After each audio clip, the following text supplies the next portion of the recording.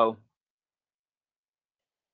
welcome everybody to this informal and fun but also sobering summer reading group of William Stringfellow's uh, book from the early 1970s called An Ethic for Christians and Other Aliens in a Strange Land. And I'm going to just read this one sentence. We're in chapter 1. I'm just going to read this one sentence that sent shockwaves through me when I read it the first time seriously last summer, and I sent a message out this morning to everyone thinking about this line. It says, "The doom of Babylon, the great city, occasions a celebration in heaven." The doom of Babylon, the great city, occasions a celebration in heaven. And I'm going to tip to Corey now to say a few things of thoughts that he had for today. But that phrase alone for me was troubling, but also electrifying when I saw it last summer. And we're just going to see where we go, and we'll, as we need to, refer back to the chapter text itself, which has so many provocative passages. Corey? Sure. So the thing I wanted to kind of go over before we really dive too deep into this, I wanted to go over some of the terminology that we're going to be experiencing as we read this. Stringfellow does a good job of explaining a lot of. Oh, he does a good job of explaining what he's talking about well, but at the same time, it's more beneficial for knowing what he's talking about, having read multiple books of his. And so the more books you read, the more of a better understanding you get of like the terminology, the lingo he's using. And so in this chapter, he talks about revelation. He talks about revelation as ethical literature, as political literature. And I thought it would be worth kind of going over some of what he means there. Um, and so there were really three or four terms that I think are worth diving into for this section. The first of all being death. So Stringfellow, you might notice, uses the terminology of death a lot, and when he does, he's speaking about death as though it's a moral reality. It's the state in which we live. It's he kind of he'll interchange it at times with the fall, referring to the state that creation is in. He talks about the revelation in Babylon as parable, and so in his framework, he is working with the image of exactly that Babylon, Jerusalem, Revelation, all of these different things as parable for things for the world we live in now. And so, in the way he frames it, Jerusalem is the city of salvation, Babylon is the city of alienation. And that's worth noting there is that it's alienation, not damnation. Uh, let's see. He will talk about biblical faith a lot. He uses the term of biblical faith a lot, and it's much like when he uses the term God's word. So when Stringfellow talks about God's word, he's talking about he's naming God effectively. He's not talking about the Bible when he says God's word. He's talking about the name that Jesus is given in John 1, for instance. So Jesus being the Logos, the Word of God. Um, and so those are the main key points that I think are worth addressing before we dive too deep into this. And so, what was one of the questions that I had?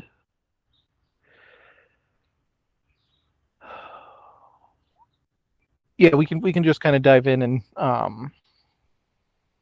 so I would just pose the question of what stuck out to people.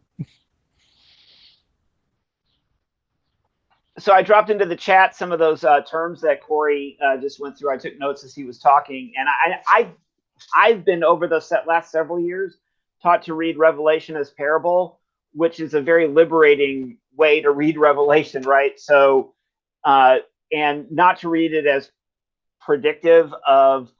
There's so much popularity with a future revelation and all the terminologies, and I don't even know all the millenarian dispensational terms that are very popular among the fundamentalists, much less all of the allegory used in a very popular book series called Left Behind. And then even before that, in the 70s, there was The Late Great Planet Earth.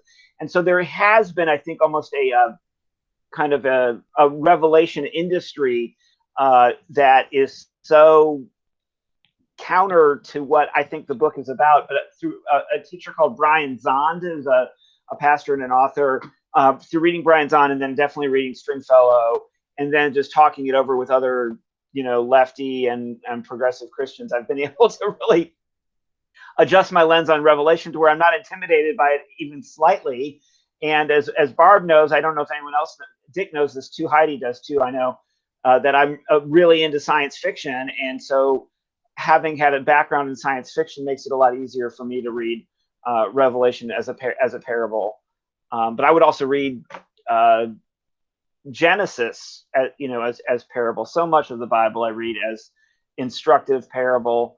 But then there's also the Preterism. I'm not sure if I'm saying it correctly, but I think some people consider it to be a heresy. But it basically suggests that Revelation refers to the time period in which it was written, and not to some kind of a map, some kind of a predictive forecast. A forecast is the word I was looking for our times. And all Bible is apocalyptic, so it's all meant to conjure up feelings of intense yearning and immediate response from the reader, right? It's not meant to be read in a neutral kind of milk toast.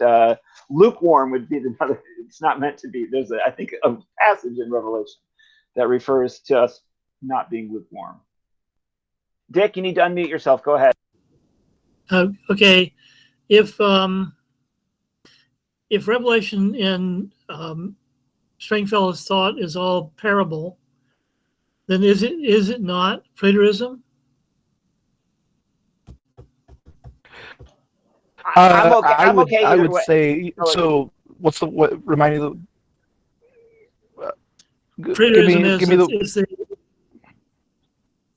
preterism is the idea that the book of Revelation is all about things that were going on in the first century. I see.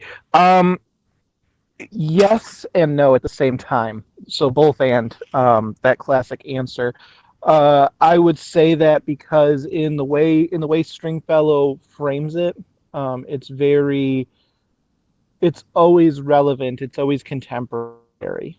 And so one of the popular ways that people would read scripture throughout history, until more recently, was the idea of reading scripture spiritually, so to speak, where you read it, allowing the Spirit to speak to you as you read it, and bring things into relevance that the authors may not have intended it to be that way, but that's how it reads to you. And so that's really what Stringfellow's kind of following in the footsteps of. Is he's reading this book, this letter that was written in a very specific time to a very specific people. Thank you. But he's reading it as though it is also contemporary for our time. And so it speaks to our time, and it speaks to every time, would be how he would frame it. But I hope that answers the question. I can try to explain more. Can you hear me? Yeah. Yes. Okay. Go ahead, Mom.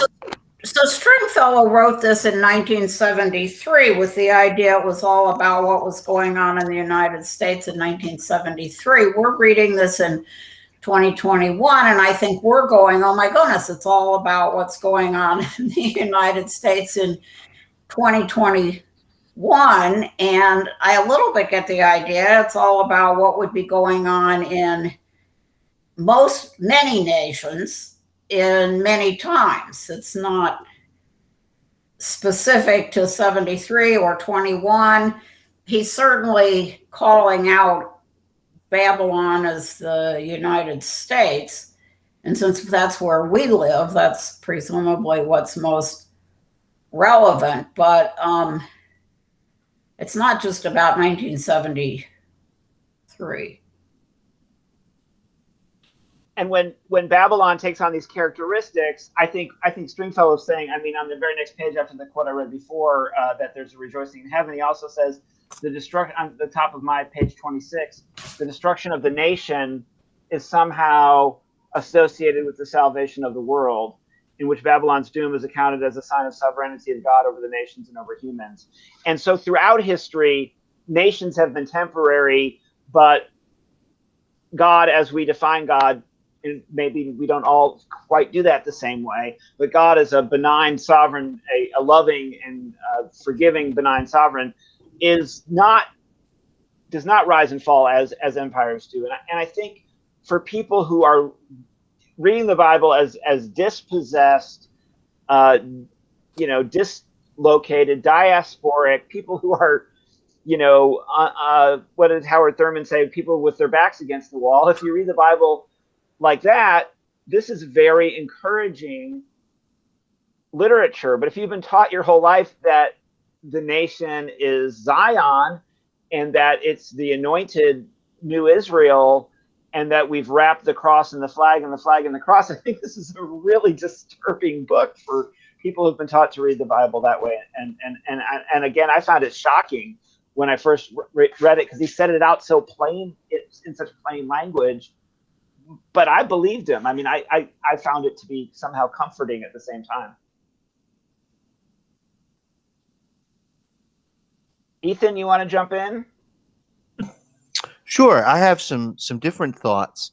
One thing that I appreciate about this book in particular, and Stringfellow does this in a number of ways throughout all of his books, is Stringfellow is able, as he interprets the Bible, is able to kind of hold two very different ways of interpreting the Bible together at the same time. On one hand, Stringfellow is not I'll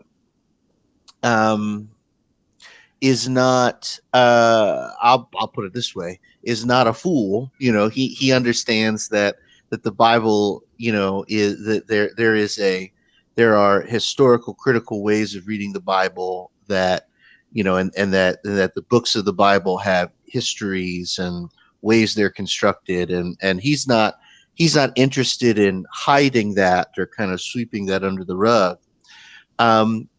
But he's able to kind of hold that up, and that knowledge sort of informs the way then he understands what reading the Bible for contemporary people and their spiritual edification, it informs that other way of reading the Bible, right? And so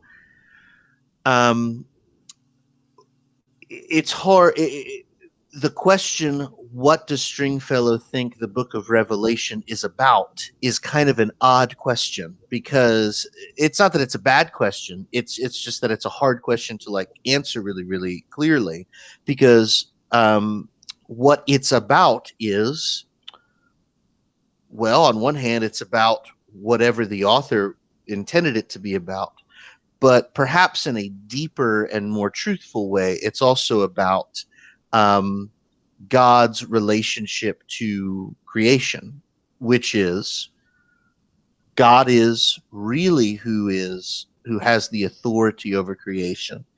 And there are aspects of creation, the powers and principalities, that like to play make-believe a little bit, and like to pretend that they're in charge. And so I really find that interesting, and I find that very compelling. Let me throw one. This is the second thing I have that maybe I could throw out into the void. He says in one way or another at different times in this chapter, and I'm going to try to find an exact moment where he talks about the doom of Babylon, not just as this occasion for heaven to rejoice, but as sort of the hope for human beings. That there is a sense for Stringfellow where the destruction of Babylon, the destruction of the nation that's this evil nation, or this nation that's so fallen and so alienated, might be the only hope human beings have for salvation, for being truly free or truly human. And I'm really compelled by that.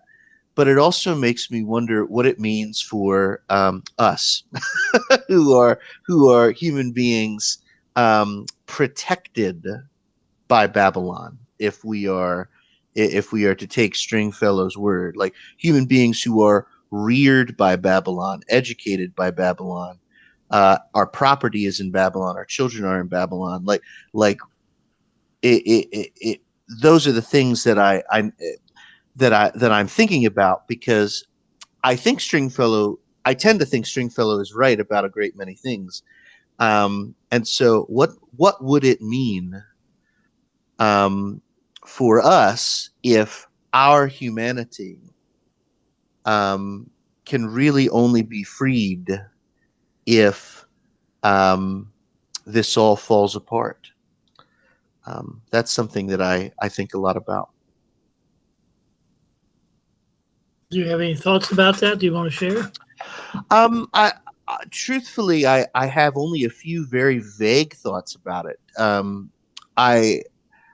I think that this is, I think the most fully formed thought I have about it is that this is sort of why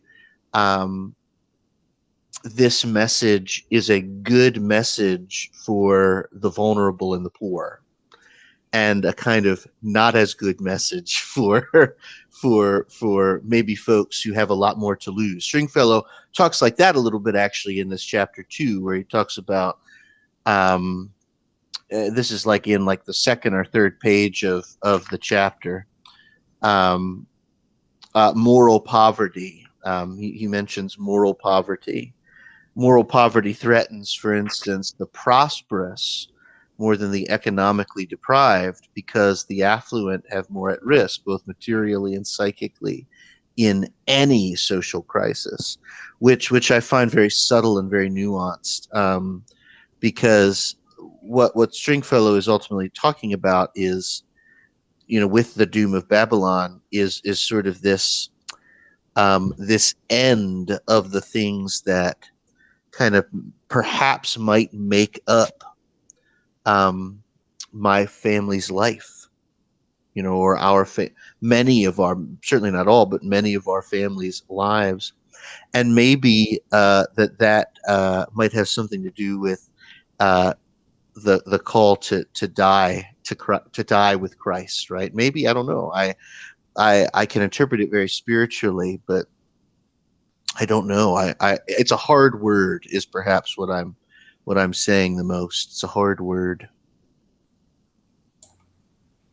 I was very clear reading this that I spend most of my life weeping and wailing about all the things that are wrong, morally wrong in this country, but that, oh my goodness, if Babylon comes to an end, I have a heck of a lot to lose.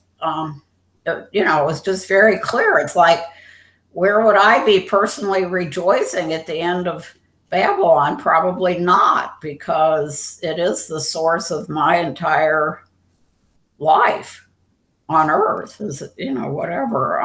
It was clear to me that when Babylon, and there are a lot of verses in chapter 18 about all the people that are losing when Babylon goes down, and sounds like the life and the people that I'm connected to. And clearly he goes through that whole list of the people who don't benefit from the current power arrangements. And so I think he makes it very clear that I'm going to borrow from another one of his works, Dissenter in a Great Society. where I think he wrote that a little. I think he wrote that before this one.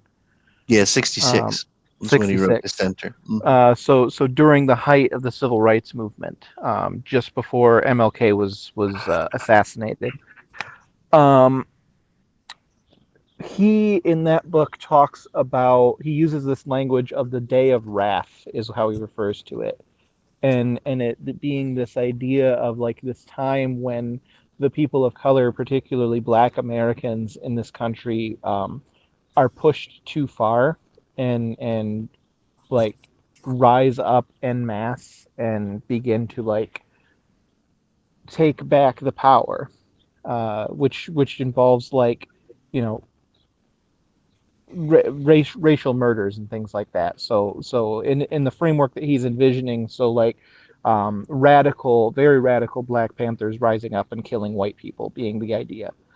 And one of the things that he talks about in that book is how perhaps it is the responsibility of the Christian to take the knife and not respond.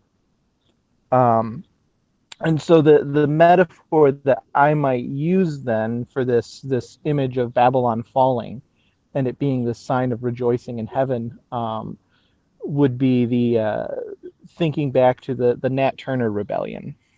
So when Nat Turner led his slave rebellion in the American South, he led an army of some 70 or so black men and women, and they went from plantation to plantation, freeing slaves and killing the masters and killing the children. And I kind of think of that akin to what this image of Babylon falling would be.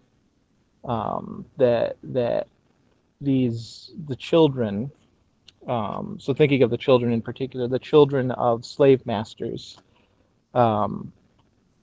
being Babylon falling for them, and the consequences being very dire.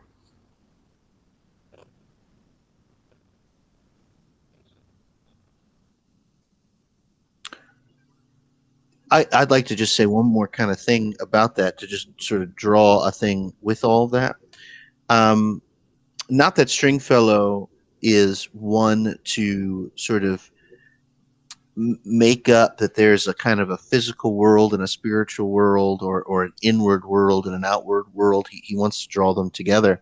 But there's a sense in which maybe we can say that if the fall of Babylon does not fill us with rejoicing, maybe that's a sign of our own spiritual anemia. That maybe for Stringfellow, that's a sign that says, well, maybe heaven is just not within you at this point. You know, that we have not maybe been freed by the Holy Spirit, or I might be adding language to Stringfellow's mouth now. If heaven rejoices at the fall of Babylon, but we do not, how far away from heaven are we really? Might be the question. Which I think it's not that it reframes what Stringfellow's doing here, but it sort of transforms it into almost sort of a pastoral question. You know, like I can imagine a pastor asking a congregation, you know, oh, okay, check your heart. Like what is, you know, like sometimes I remember growing up hearing pastors be like, if you died tonight, you know, do you have the assurance in your heart that you'll go to heaven? You know, stuff like that. And this is a question that's sort of like that, only in a slightly different key, where it's like, check your heart. If Babylon falls tomorrow, are you weeping or are you rejoicing? You know, and if the answer is, oh no, I'm weeping, well then, well, you know, well, like you might want to get right then. Like it might be a question, you know, that I have. Sounds very, very either or. You're either on the bus or you're not. Yeah, it does, doesn't it? I actually think Stringfellow is often not a both and thinker. and for for better or worse, I'm not always an either or thinker, and so there are moments when I read Stringfellow that I am frustrated. So, But yeah, yeah, I'm sorry. what I've been thinking throughout this whole discussion is where is Babylon not on Earth? It is, it's everywhere. Yeah. And when you read his description of Babylon, what words he, something about it's like you're morally dead inside if you're living in that environment, which I kind of agree with. I mean, he goes on and on. It's not about some evil person rising to the leadership. It's about all the rest of us who live here going on day to day, doing our routine, caught in whatever. And that's part of living in Babylon. And I agree that we live in Babylon. I also agree that it does tend to damp down our moral sensitivity or awareness or whatever. And in case your moral sensitivity and awareness wakes up and you're protesting, that presents a whole other set of difficulties for those of us who live in this empire, particularly in the Tennessee part of it, right, Andrew and Dick? He's vigilant against all nations, all nationalisms, all arrogances. He isn't saying your arrogance and your idolatry is bad, but over here's some good. Let me show you some good arrogance and idolatry, right, Dick? So he's not a fan of the haughty and the mighty in any stretch. On page 33, he says the Babylon epic speaks the moral character of every nation and of every other principality, which is or which was or which may be. He says to say that America today is apocalyptic is not to confuse any American apocalypse with the apocalypse. He says that the American apocalypse is not going to be the terminal event of history itself, and that is a vanity which is like the American dream in popular mythology concerning a unique destiny of the American nation has come to so many Americans. I mean, grandiose visions of a paradise found. He rejects utopianism. He's not a Marxist. He's not offering up some secular, workers' paradise. I mean, I kind of wish there was a little bit more beloved community in here.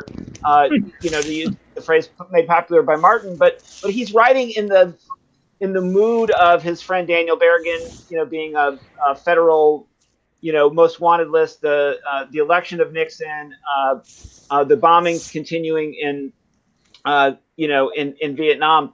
And for me, reading this during the last gasps of the first Trump administration, and I said the first Trump administration because he's campaigning for the second one, and unless we cut him off at the pass, there might be a second, Trump administration. I read this kind of dire either or language with great. It's so comforting to me. It's like a child's lullaby to me because somebody's speaking the truth. I was trying to think, Dick, who is talking like this today? Does anybody know the author Chris Hedges? Yes. Chris Hedges. We've read a couple of books of Chris Hedges in Sunday school. Calvinist journalist, definitely apocalyptist. His last book of a couple years ago that he wrote during the Trump years was called "America: The Farewell Tour." was his last book, and then he says that I found a line, Ethan, that might have been the line that you were talking about on the top of 34. He says, "My hope, therefore, as a human being, begins in the truth that America is Babylon." So, he's not speaking, red state, blue state here. He's not speaking, and the only other really vivid comparison he gives Heidi is to Germany. He talks about, for several paragraphs, he does reference the Nazi period in Germany. He says the spectacular example in the earlier part of the 20th century of a nation, society, and its majority classes and its leaders existing in precisely this condition is, of course, Nazi Germany. I'm struck by the whole critical race theory thing that's going around right now, and they're trying to sort of banish any objective fact telling around, how this nation came to be via colonialism and enslavement of persons, as somehow some kind of a patriotic blasphemy that we must, and child abuse. It's child abuse to tell white children that they might come from a lineage that participated in crime, in sin, in genocide, in atrocity of any fashion.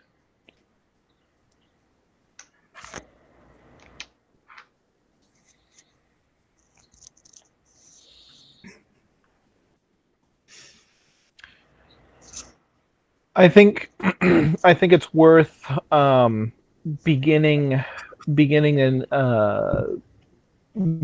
to discuss this idea of the principalities as Stringfellow defines them. Who is anyone here familiar with the idea of the principalities or with that language? A few hands, pans. Walter Wink, basically. Well, Walter Wink. Pretty much everything Walter Wink wrote, he borrowed from Stringfellow, with the exception of like a few things. But the primary idea of the principalities is that they are at once physical and spiritual, and that they are the authorities over which, like Andrew was saying, that would presume to be God, so to speak. And so he kind of breaks it down into three categories, these being institutions, ideologies, and images. But we can go further into that in the future. But for now, those are the three things that he kind of breaks them down into, and the idea being that these are, like I said, these are the authorities. These are the things that exist within the world that are bigger than ourselves, that become perhaps Babylon-like when they fail to serve life. So Kellerman, Bill Kellerman, he kind of adapts this language a lot more, and if he were here, he could do a much better job of talking about it. But he begs the question of so if a dam is a principality, or if the business behind a dam is a principality, what does it mean for a dam to serve life versus what does it mean for a dam to serve death? And the example that I would point to would be the flood last year in, what was it, Midland, Michigan, where, as it turned out, there was a multimillionaire who purchased this dam some years back, and has effectively just kind of let it be like a money pot, and he didn't maintain the upkeep on it, and it ended up failing last year when a heavy rainstorm came. In that sense, that dam failed to perform. That dam failed to serve life and served death and self-interest rather than human beings.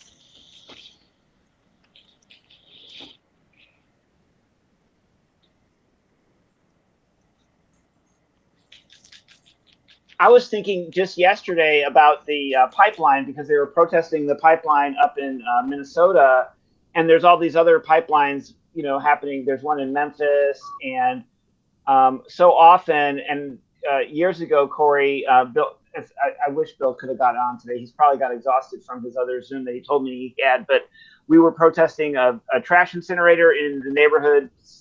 He and I used to live in basically the same neighborhood in Detroit, and we walked against a trash incinerator, and just this idea that, these manifestations, right?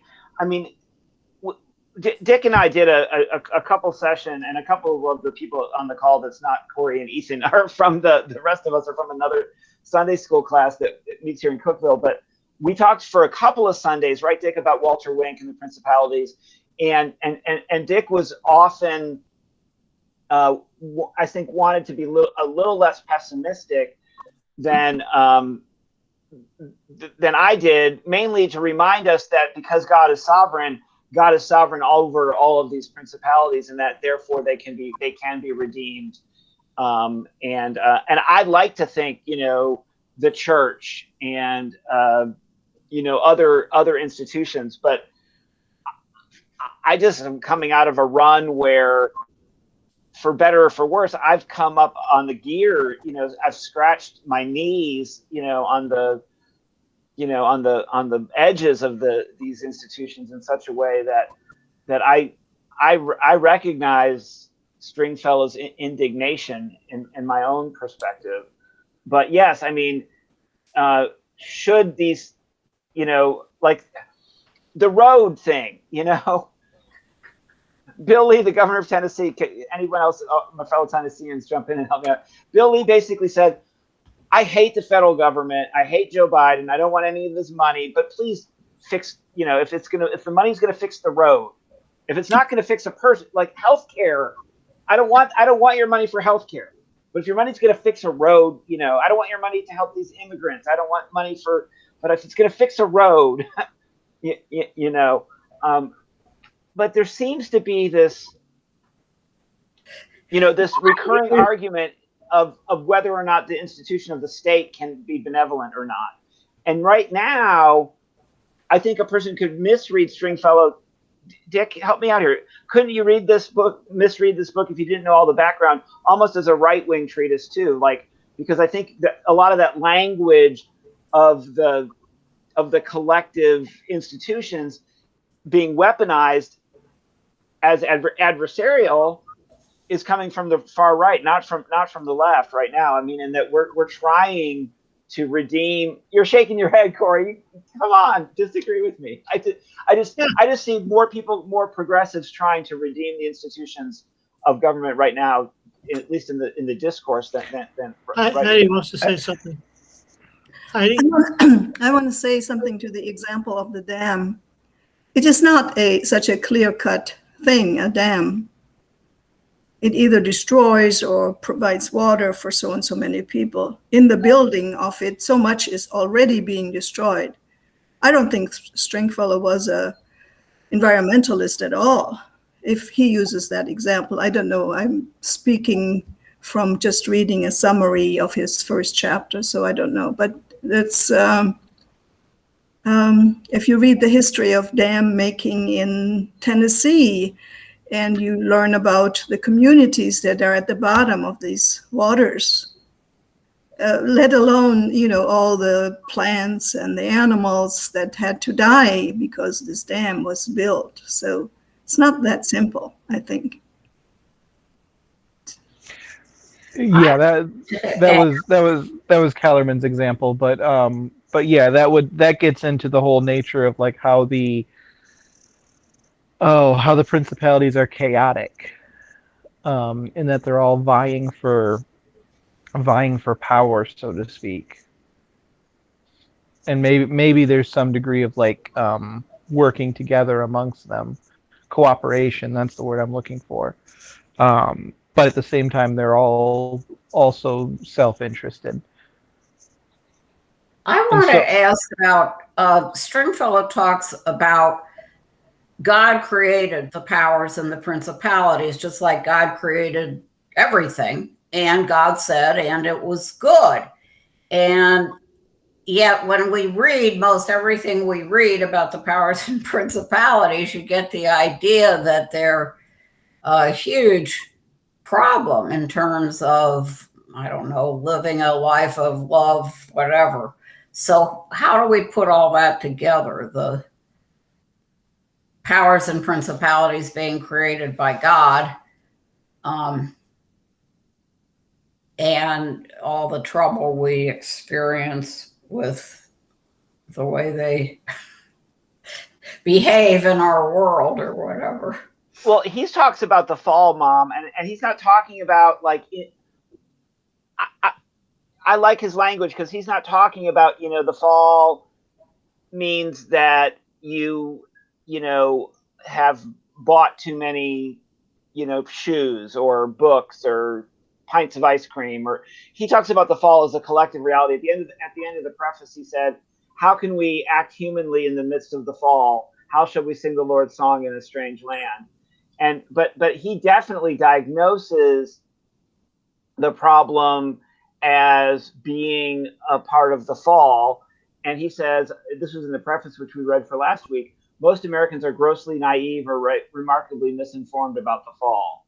So, I mean, I've even talked to people who don't want to acknowledge it at all. And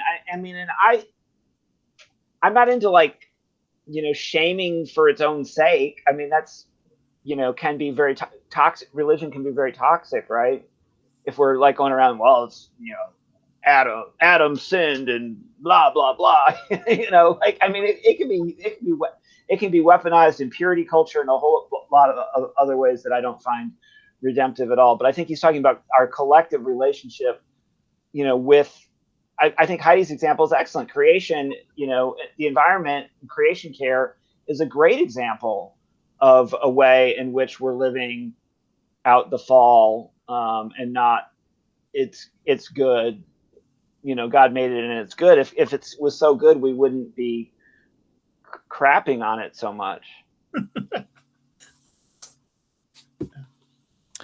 Yeah, Barb, if I may call you Barb, you're if that's allowed. I think that you are. I think that your question gets at the heart of what Stringfellow and other people like Stringfellow's work on the powers, why that work is so important. Because Stringfellow, and Wink wants to do this too, Walter Wink wants to do this too, but Stringfellow wants to retrain people into thinking, away from thinking that there's kind of two moral actors that we have to worry about. We have, we are traditionally are trained to think, Christians are sort of trained to think that people are moral actors. And so all that means is that people can do good or bad things, and we're responsible for good or bad things. And then we're also trained to think that as Christians, that God, does stuff in the world too, right? Like God, we don't tend to think that God can do either good or bad things, but like we tend to think God only does good things. But that's kind of how we're sort of trained to think. And Stringfellow wants to retrain us and say, no, that's not really what's going on. What's going on is the earth is actually full of moral actors that are not simply human beings. And every one of these moral actors is fallen and subject to sin. And so that's really why the powers are such a problem. It's because they are bigger and stronger than we are. They are fallen. Some of the language that Stringfellow pulls from in the New Testament when he talks about powers is really similar language that we find other Greek speakers, as Paul, he's ultimately pulling a lot from the epistles of Paul to talk about this. And Paul, of course, is a Greek speaker. The language that Paul is using when he talks about powers and principalities and things like that has a lot in common with like demons and spirits and gods and that kind of worldview, right? And Paul, I don't think there's any reason for us to not think that when the Saint Paul uses that language, that he's not envisioning some of that too. Like when Paul looks at the world and says, the world is full of thrones and dominions and archons and spirits of the air and powers and principalities, I think Paul has in mind probably not like little men with like hooves and pitchforks, but like I think he has in mind that there are real entities, real moral actors that are demonic powers. Demonic powers, absolutely. Mm-hmm. that are subject, that are created because they exist. Because they exist, that means they're created and therefore subject to God, but are fallen, just like we are, and therefore do things that are in open rebellion to God's will and God's order. And Stringfellow reads that. This is kind of like him taking what he does with the book of Revelation, right? He holds up both readings of the book of Revelation sort of together, that there's this kind of historical reading of Revelation and then this, what does Revelation mean for us now? I think he does that sort of implicitly with Paul, and says, well, Paul envisions that there are these forces in the earth and in the world that are sort of like gods and demons and spirits. And Stringfellow's like, maybe there are. Maybe there are. And maybe those things are things like race and nation and Corey's right. He refers to images. There's a fellow by the name of Jacques Ellul. I don't know if you guys have heard of Jacques Ellul, but there's a fellow by the name of Jacques Ellul who's a sociologist and a theologian as well. And in the 60s, he wrote a book, and a lawyer. You're right. He was in everything. And he's a French guy, and he wrote a book on propaganda, which is a really scary read that I would recommend, but also would not recommend because it's pretty spooky. But like Jacques Ellul and Stringfellow knew each other's work well, and Jacques Ellul's talking about propaganda, his work on propaganda, both is informed by Stringfellow and informs Stringfellow's work on the powers and principalities of the image. That there's this sense in which we can name a picture of Uncle Sam pointing, and saying, I want you to, buy bonds or join the military or whatever. There's a sense in which Stringfellow can point to that and say, that seems an awful lot like a spirit of the air, like a throne and a dominion and an archon and a god that has this ability to, kind of get inside here and do things to us and stuff like that. And Ellul would say, yeah, that's what propaganda is. Propaganda is like being possessed by a demon. Not to babble, I'll be done here soon, but like, my gosh, that's just 1 hour on the Tucker Carlson show. 1 hour on the Tucker Carlson show can change your mind. It can shape you. I'm sorry, I'm done. One of the things that bothers me about reading Stringfellow is that I don't, to borrow the phrase that Andrew used earlier, I don't hear anything about a beloved community, a safe place, a place that we could hide from all of this. It's just that we are.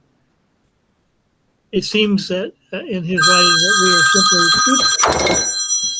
that we are simply victims of all of this demonic, all these demonic powers, and there's no way to avoid that. So it seems to me like it seems like to me that history is just a deterministic plunge into the abyss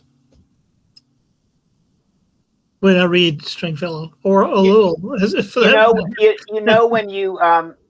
When you drink a fermented beverage, not that I would know anything about this, but especially a fermented beverage that has settled. So you've got a bottle of some good wine or something, and there's some of that sediment that is kind of settled down there at the bottom. That's kind of got the kind of like some goo to it, I could use several other recreational substance metaphors here,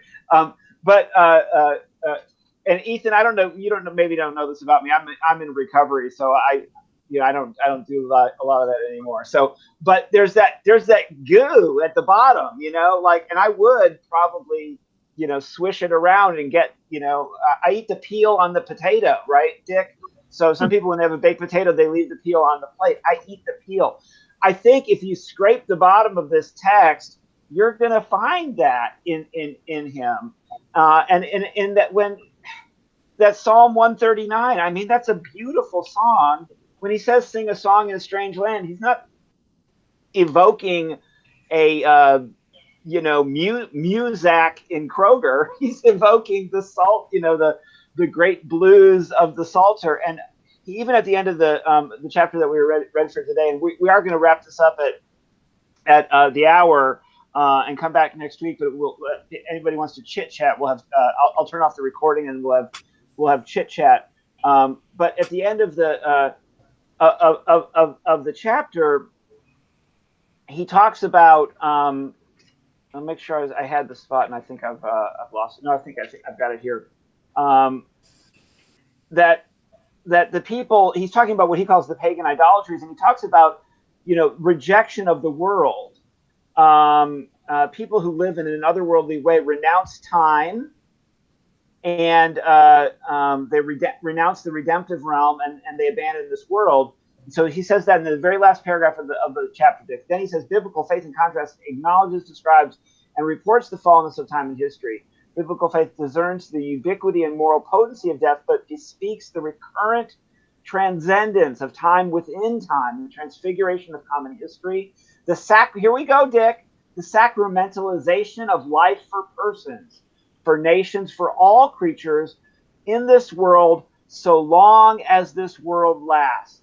In short, the biblical word beholds and affirms this time and this place and all experience in this world, fallen as it is, as coincidentally the subject of God's sovereignty and his concern and his incessant activity. So when he writes of the incessant activity of God, that is all. It is, again, we're having to eat the peel here. We're having to eat the, keep the aftertaste of the fall in there. But I think there is hope in this book. Dick, I know I'm preaching to the choir here, brother, but let me hold on for me for just one more sec. So contrast that with the happy clappy kind of praise band stuff that when I came around First Pres 11 years ago, I probably was, I just started reading the Emergent Church people. I probably would have, if you told me we need a praise band, I would have been like, okay, so you take away the happy clappy, God is good all the time. And if it's only a narcotic, if it's only a shot of goody would, feel good stuff, without this, that's not religion. I don't know what it is, but it's not religion. It's not like religion has got some teeth on it. Anyway, I'm rambling now. I don't want to have religion according to Marx. Right, exactly. I don't want that opium stuff. Please, somebody else who wants to. I just want to comment quick on the tension Dick is sensing. I think I agree with you, Andrew. I really do, but I think that the tension you're sensing, Dick, is present in this book. I think it's not as present in other books that Stringfellow writes. But I think in this book, that tension is there, that perhaps the powers are so enormous, they're so powerful, they're so all-encompass sort of everything, that there's a sense in which we cannot escape without definitive apocalyptic movement of God. Elul is very much in that camp. That's partially because right. I'm sure you do know that, and that's partially because Elul comes from a different set of Christian traditions as Stringfellow.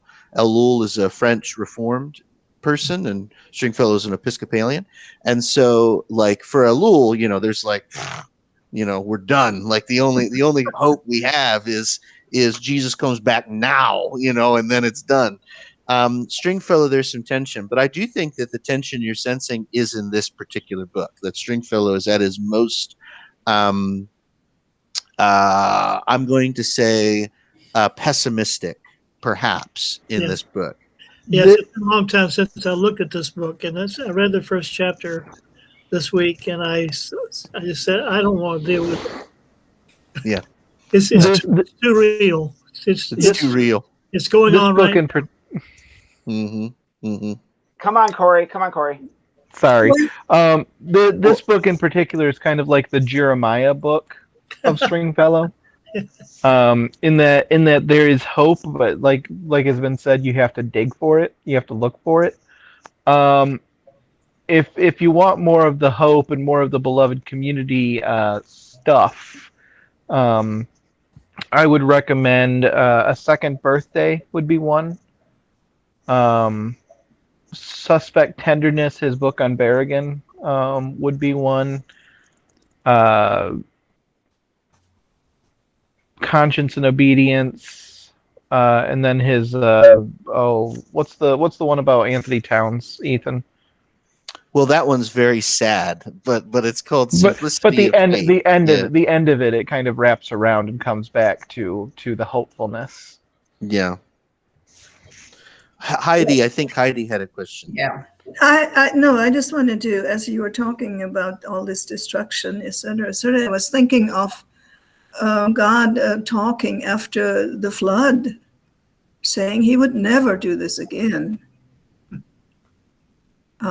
destroy everything.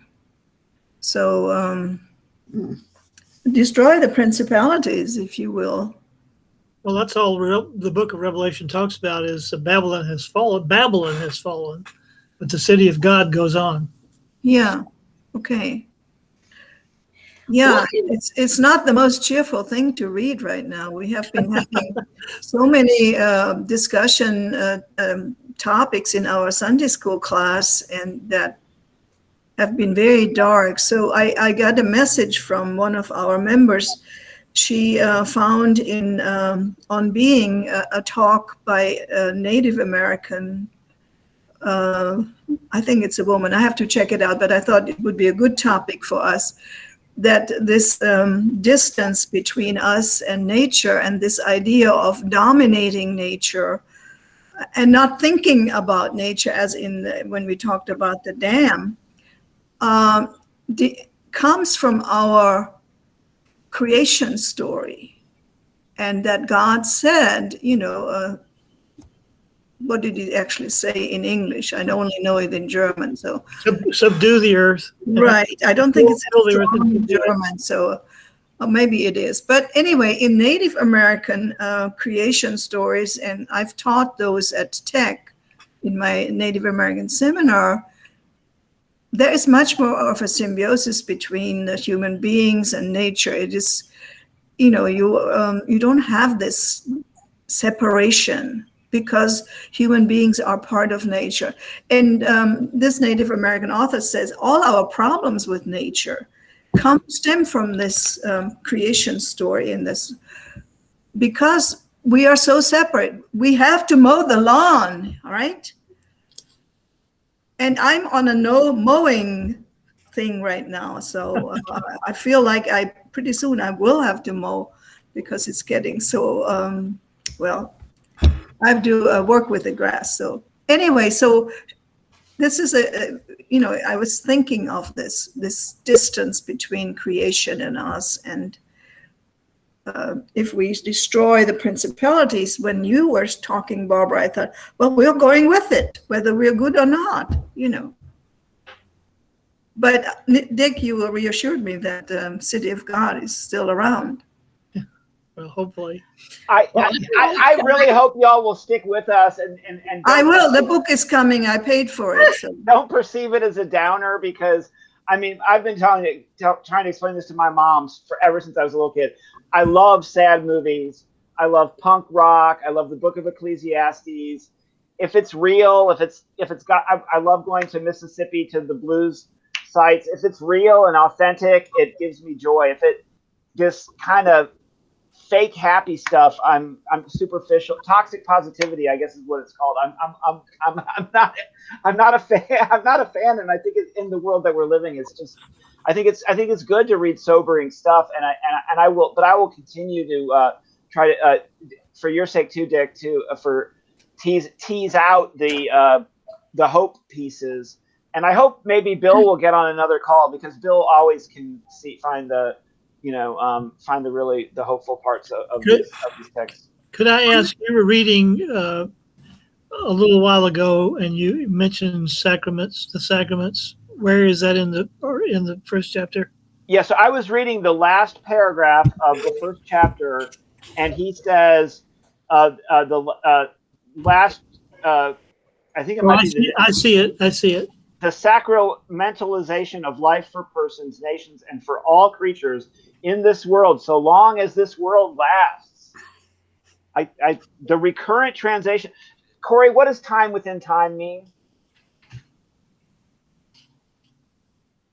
I love the way that sounds. The recurrent translation. I think that is. Read. He says, can you read biblical faith discerns the ubiquity and moral potency of death, but bespeaks the recurrent transcendence of time within time. I think that might be thinking of liturgy and of worship, maybe, right? I think so. Ethan, do you know what that means? Time within time? Let me come back to you for that. Let me come back to you. I love the way it sounds. It does sound a little pagan in the section where he's just kind of tries to distance himself from the pagans. But I've got a little bit of pagan in me. So, Barb, go ahead. I want to jump in. It would appear from the chapter titles that when we get to chapter 5 and chapter 6, there will be a bit more introduction of where hope might come from. But the other thing I wanted to say is I want to read this book because it is realistic about the powers and the principalities. And his phrase about the naivete of Christians in this country definitely speaks to me. I mean, I've certainly been part of Christian communities that are caught up in all that, and then you get caught up in all of it, and it does not help you deal with the fallness or the evil or whatever word you want to use for trouble. So anyway, I'm reading this book because it is so straightforward about the power of the powers and the trouble that causes.